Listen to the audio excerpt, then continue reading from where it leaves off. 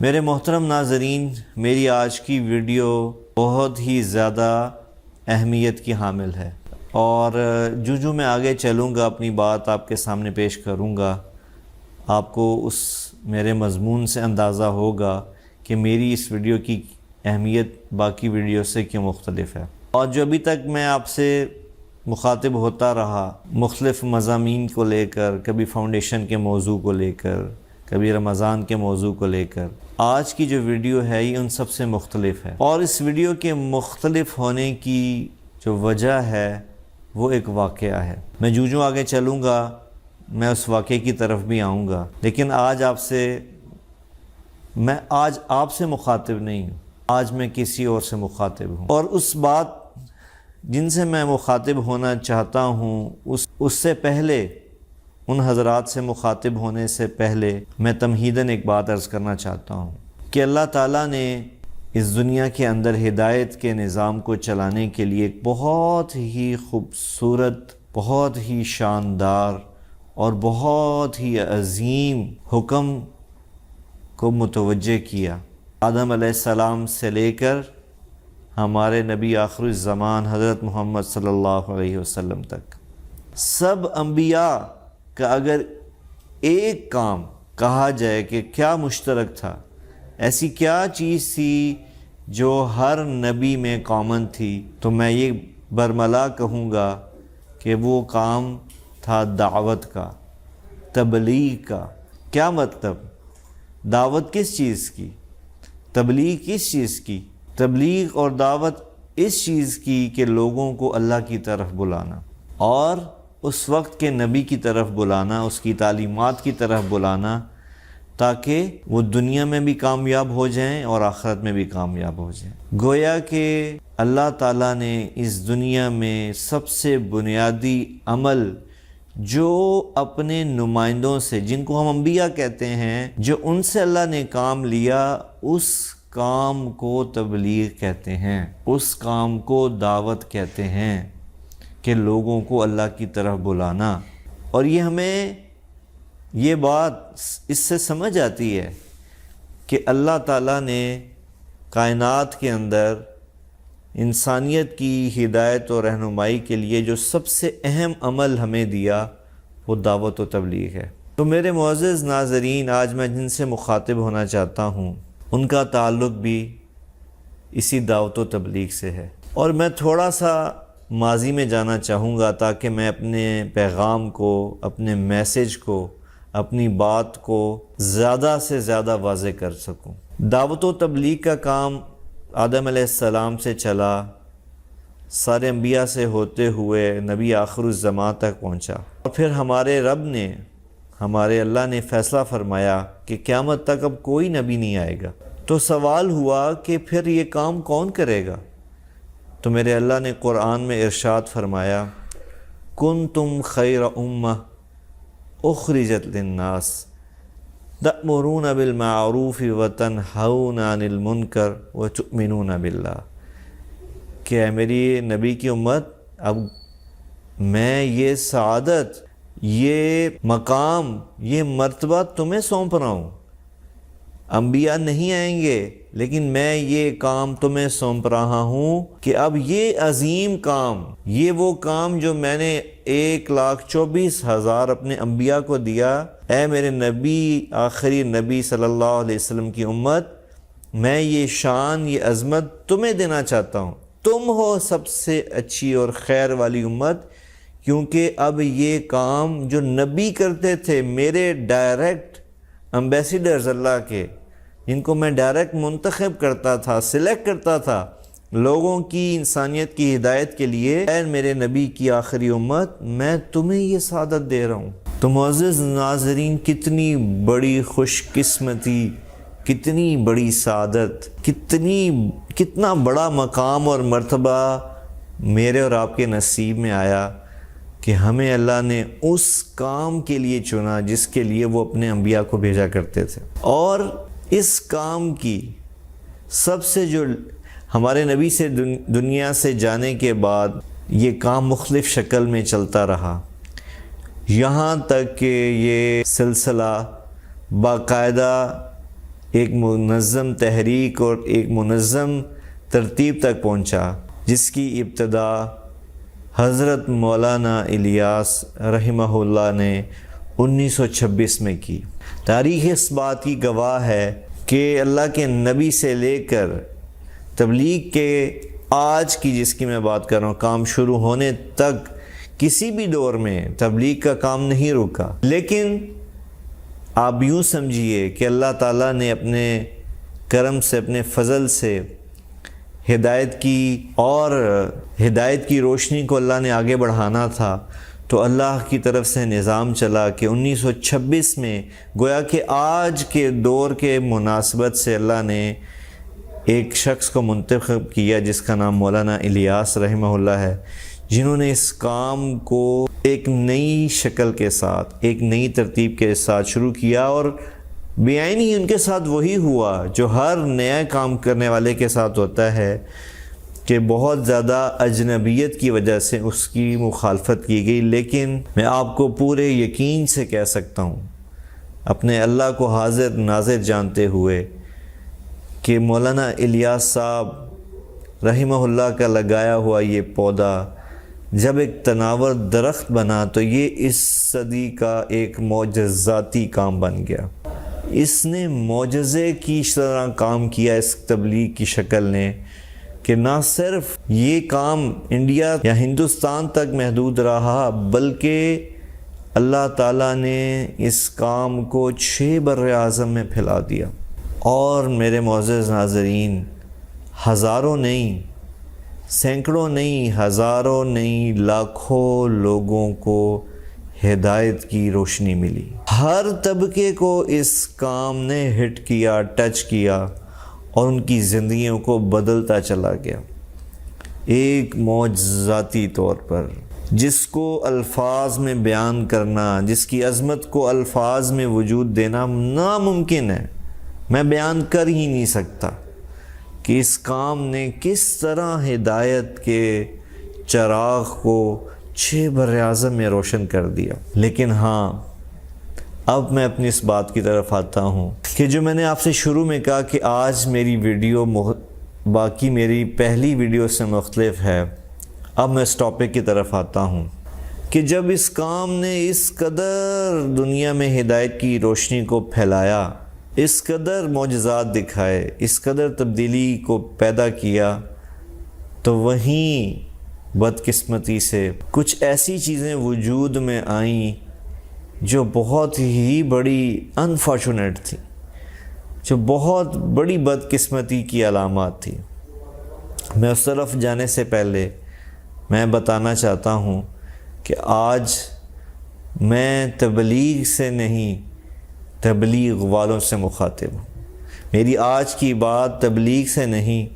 تبلیغ والوں سے ہے، اور تبلیغ والوں میں سے بھی ان سے میں آج مخاطب ہوں جن کے ہاتھ میں تبلیغ کی قیادت ہے۔ اور جو میں بات کرنے جا رہا ہوں،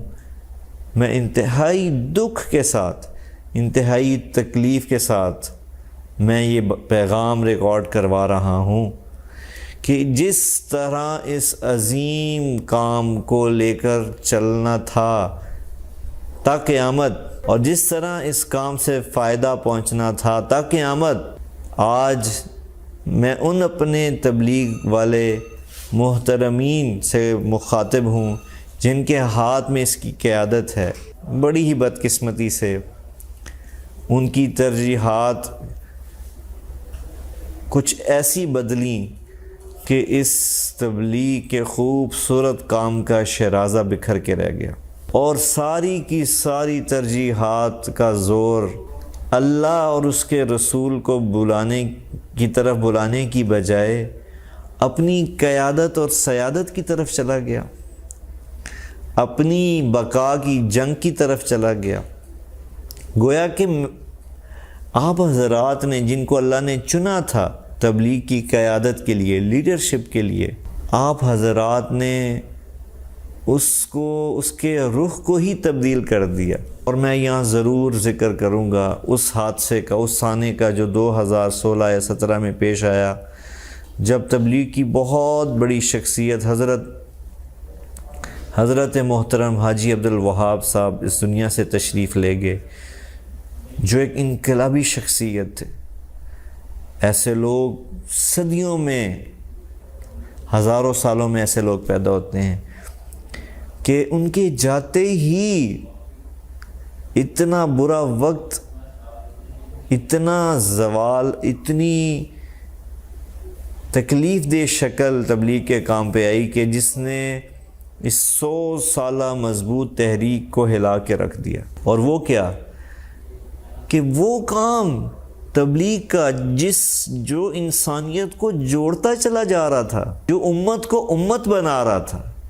جو فرقوں کو ختم کر رہا تھا، جو تفریقات کو مٹا رہا تھا، جو پوری امت کو ایک گلدستہ بنا رہا تھا،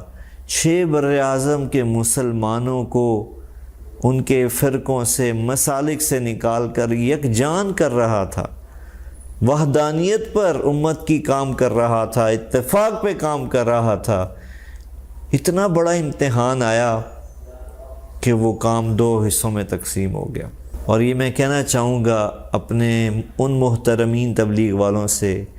جن کے ہاتھ میں قیادت تھی، جن کے ہاتھ میں سیادت تھی،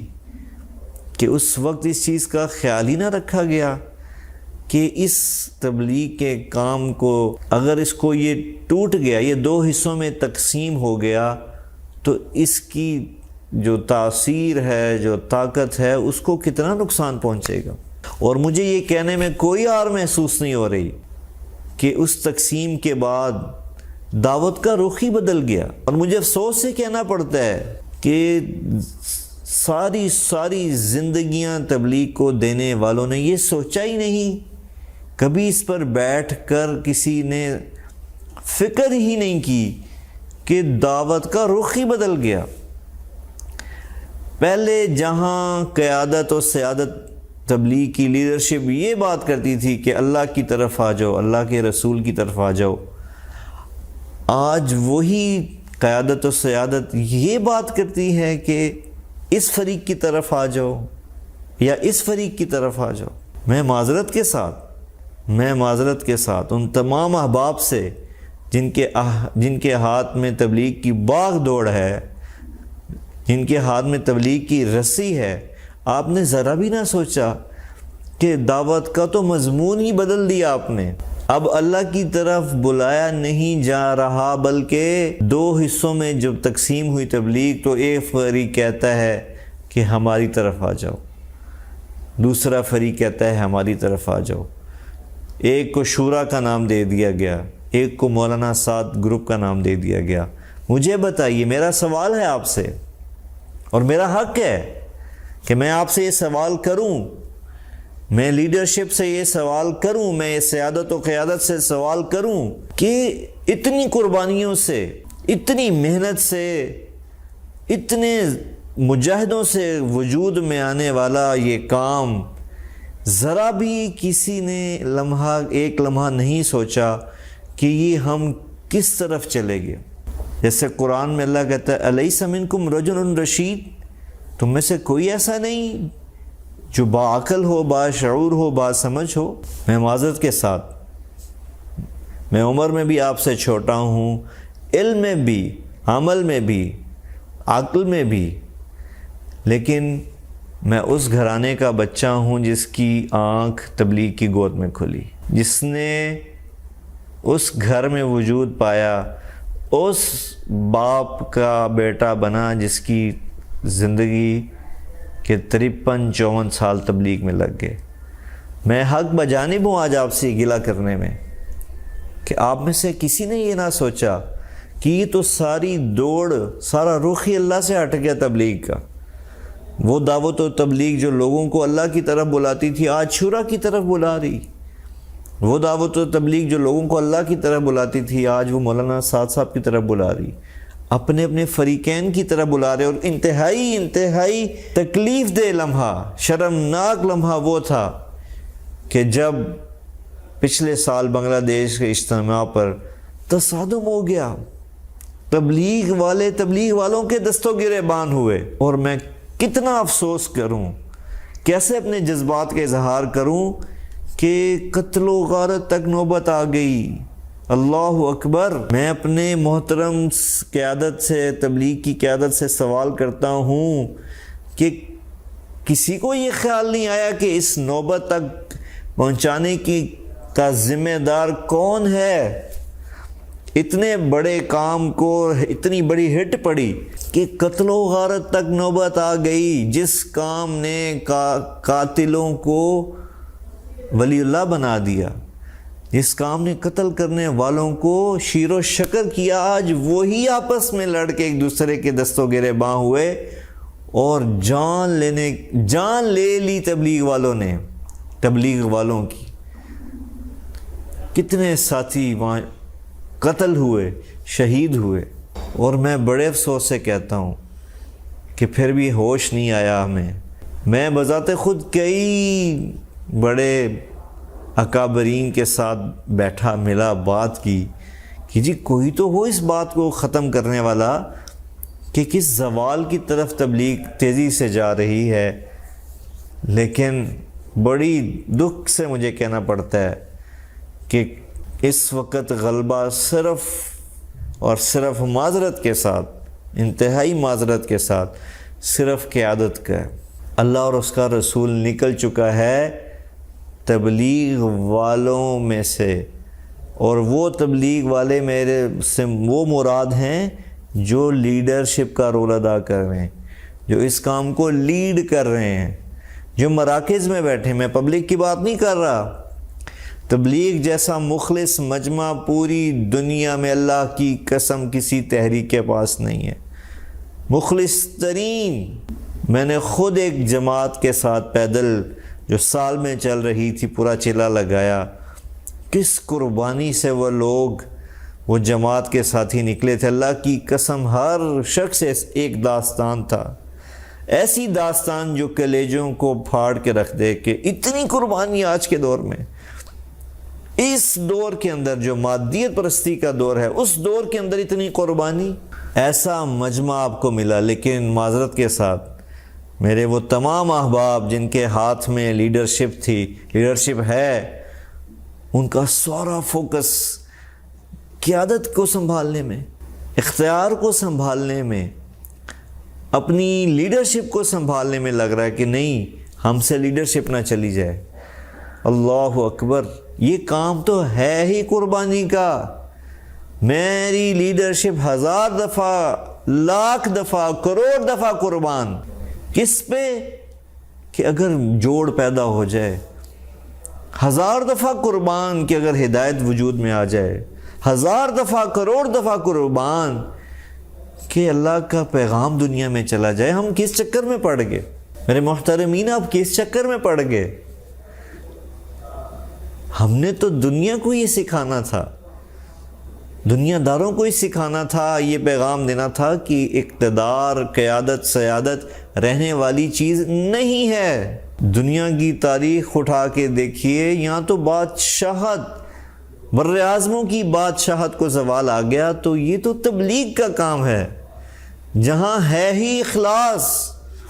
جہاں ہے ہی للہیت کہ میں نے اپنے آپ کو اللہ کے لیے پیش کیا ہے، چاہے مجھے صفائی پہ لگا دیا جائے، چاہے مجھے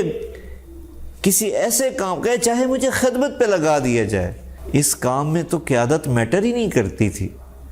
اس کام میں تو کرسی میٹر ہی نہیں، چودراہٹ میٹر ہی نہیں کرتی تھی۔ یہ کس چکر میں پڑ گئے؟ اور اب میں آخر میں اس بات کی طرف آنا چاہتا ہوں کہ آج میں یہ ویڈیو کیوں بنا رہا ہوں، جبکہ یہ تو اختلاف 2016 سے چلا رہا ہے، تو آج میں کیوں مجبور ہوا اس ویڈیو کو بنانے پہ؟ تو ہاں، میں بتاتا ہوں، میں ضرور بتاؤں گا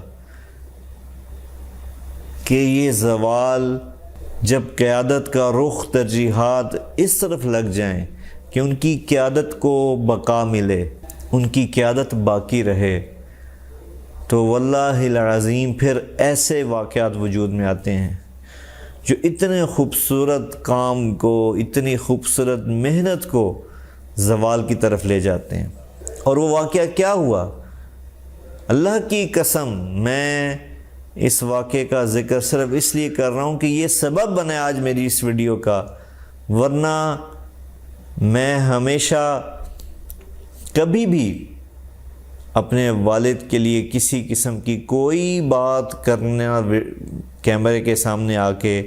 اس کو کبھی ضروری نہیں سمجھا، کیونکہ میرے والد محترم حضرت مولانا طارق جمیل صاحب نے جس فارمولے پہ اپنی زندگی گزاری،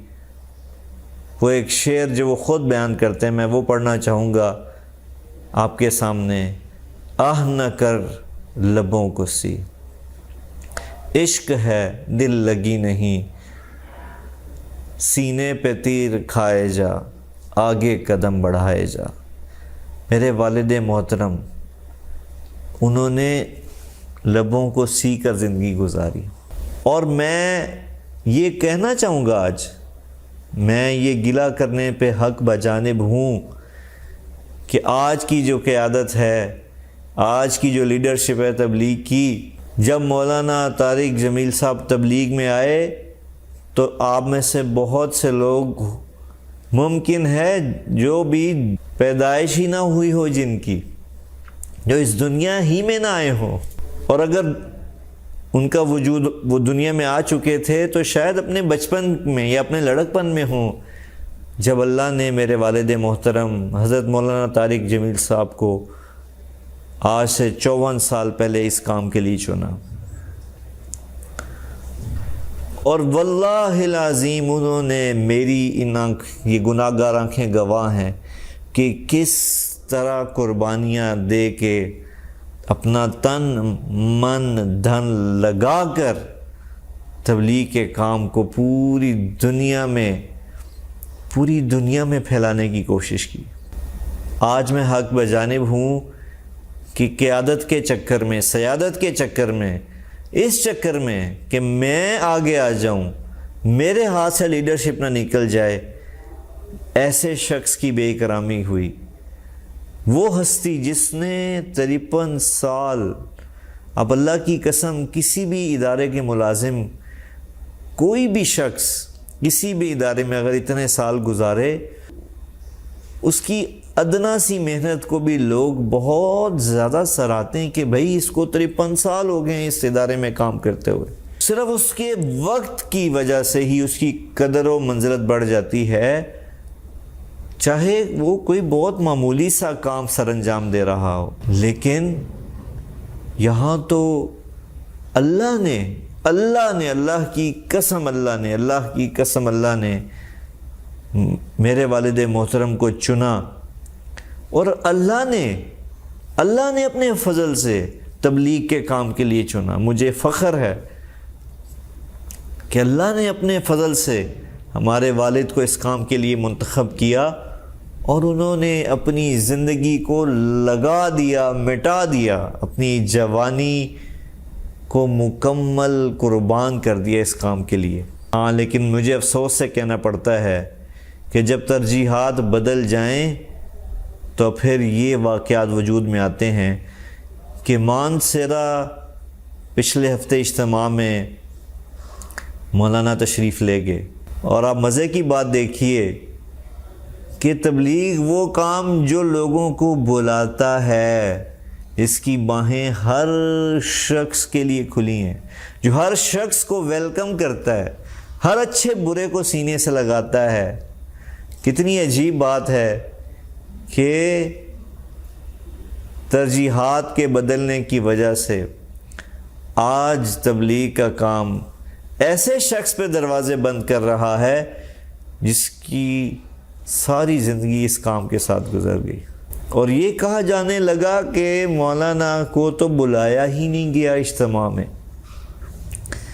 یعنی ہر شخص مطلوب ہے کہ اجتماع میں شرکت کرے، لیکن ایسا شخص جس نے زندگی بھر اپنی قربانی دی، اپنی زندگی کو کھپا دیا، لگا دیا، وہ مطلوب نہیں بلکہ اس سے خائف ہے لیڈرشپ تبلیغ کی کہ نہ مولانا طارق جمیل صاحب تشریف لے آئیں اجتماع میں۔ ہائے ہائے ہائے، کتنے افسوس سے کہنا پڑتا ہے، کیوں نہ تشریف لے آئیں کہ ان کا بیان کروانا پڑ جائے گا۔ اللہ اکبر، اللہ اکبر۔ وہ معزز میرے محترمین، میرے اہل تبلیغ کی جو قیادت و سعادت ہے، میرا آپ سے یہ سوال ہے کہ کون سا ایسا کام کیا مولانا طارق جمیل نے کہ آپ حضرات ان کے اجتماعات میں آنے سے خائف ہونے لگے، ان کے اجتماعات میں بیان کرنے سے خائف ہونے لگے؟ اللہ اکبر۔ میرا یہ سوال ہے آپ سے۔ عجیب بات ہے، مجھے آج یہ بات کہنی پڑتی ہے، میں مجبور ہوں معذرت کے ساتھ، کہ پوری دنیا اپنے کے ادارے جو ہیں، پوری دنیا کے ادارے اچھے کام کرنے والے کو، اپنے امپلائی کو ہمیشہ آگے لے کے آتے ہیں، ہمیشہ پرموٹ کرتے ہیں۔ وہ اچھے امپلائیز کی، اپنے اچھے لوگوں کی قدر کرتے ہیں، ان سے کام لیتے ہیں۔ اللہ اکبر۔ مجھے افسوس سے کہنا پڑتا ہے کہ جو میرے والد کو، حضرت مولانا طارق جمیل صاحب کو جو اللہ کی طرف سے پذیرائی ملی، لوگوں کی زندگیاں بدلنے لگیں، اللہ نے ان کی آواز میں تاثیر رکھی۔ کون اپنی آواز میں تاثیر رکھ سکتا ہے؟ ایک لمحے کے لیے سوچئے، یہ انسان کے بس میں نہیں ہے کہ کوئی انسان اپنی آواز میں، اپنی بات میں تاثیر کو پیدا کرے کہ جس سے لوگوں کی زندگیاں بدلیں۔ تو کیا ہوا؟ جو میرے والد کی آواز میں تاثیر کی وجہ سے لوگوں کی زندگیاں بدلنے لگیں، لوگ ان سے محبت کرنے لگے، تبلیغ والوں نے، تبلیغ کی قیادت نے ان کو تبلیغ سے دور کرنا شروع کر دیا۔ اور میں قربان جاؤں اللہ پہ، جتنا قیادت نے چاہا، لیڈرشپ نے چاہا کہ اس شخص کو روک دو بات کرنے سے، اتنا ہی میرے اللہ نے اس شخص کی بات کو پوری دنیا میں پھیلایا۔ اور آج میں اللہ کا شکر ادا کرتے ہوئے یہ کہتا ہوں آپ تبلیغ والوں سے کہ اللہ نے آپ کو ایسا شخص دیا جس کی بات آج صرف مسلمان نہیں، ہر وہ مذہب والا سنتا ہے جس کو اردو زبان سمجھ آتی ہے۔ اہلیان تبلیغ، آپ کو کیا ہوا کہ اس شخص کو، اس کی آمد کو، اس کے بیان کرنے کو، اس سے آپ خائف ہو گئے، آپ خوفزدہ ہو گئے؟